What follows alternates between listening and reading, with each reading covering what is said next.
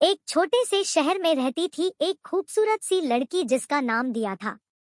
दिया को बचपन से ही पढ़ने का बहुत शौक था। वह अक्सर रात में अपने कमरे में बैठकर घंटों तक किताबें पढ़ती रहती थी। दिया के कमरे में एक बड़ी सी खिड़की थी जिससे रात में चांद की रोशनी अंदर आ जाती थी। दिया को चांद की रोशनी में पढ़ना बहुत पसंद था। वह सोचती थी कि चांद की रोशनी से किताबों में लिखे शब्द और कहानियां जादुई हो जाते हैं। दिया को हर तरह की किताबें पढ़ना पसंद थी।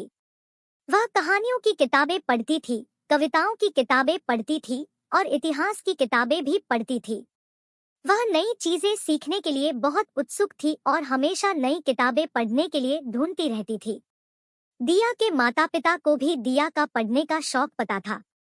वह अक्सर दिया को नई किताबें लाकर देते थे और उसे पढ़ने के लिए प्रोत्साहित करते थे।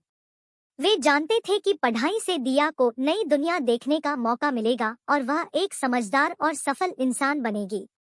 एक रात दिया एक नई किताब पढ़ रही थी।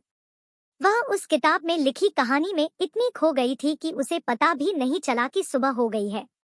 जब दिया ने अपनी खिड़की से बाहर देखा तो उसने देखा कि सूरज निकल चुका है। दिया को बहुत अच्छा लगा कि वह रात भर किताब पढ़ती रही। वह जानती थी कि वह किताब पढ़कर बहुत कुछ सीख चुकी है और वह अगली रात भी एक नई किताब पढ़ने के लिए बेताब है। दिया हमेशा याद रखेगी कि कैसे उसने रात में किताब पढ़ना शुरू किया था। वह जानती थी कि किताबें उसे हमेशा खुशी और ज्ञान देंगी।